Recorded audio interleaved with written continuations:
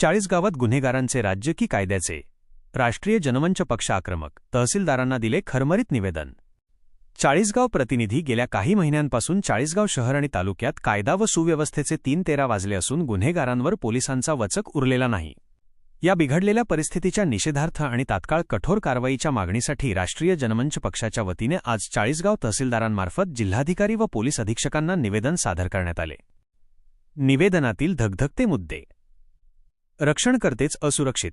घाट road परिसरात महिला police कॉन्स्टेबलला झालेली मारहाण अत्यंत संतापजनक असून पोलीस प्रशासन आपल्याच कर्मचाऱ्यांना संरक्षण देऊ शकत नसल्याचं हे लक्षण आहे. 2.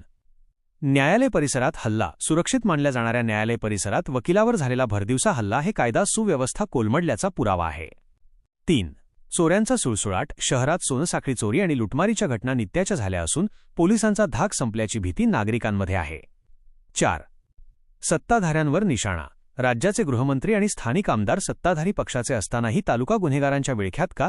आमदारांनी यावर आपली भूमिका स्पष्ट करावी अशी मागणी करण्यात आली. मुख्य मागण्या. सोनसाखळी चोरांना आणि वकिलावर हल्ला करणाऱ्यांना तात्काळ अटक करा. महिला पोलिसावर हल्ला करणाऱ्यांवर कठोर कारवाई करून महिला सुरक्षिततेसाठी विशेष उपाययोजना करा.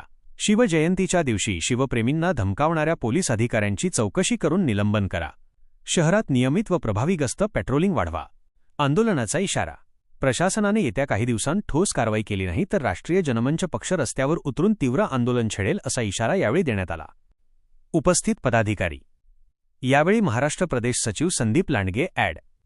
महेश मोरे, सुरेश वेळीस, रामराव देशमुख, मयुरी जाधव, बाळकृष्ण नाडर, अमोल पाटील, दाऊद शेख, मिर्झा बेग, अधिकार पाटोळे, बाळकृष्ण मोरे यांच्यासह अनेक पदाधिकारी व कार्यकर्ते मोठ्या संख्येने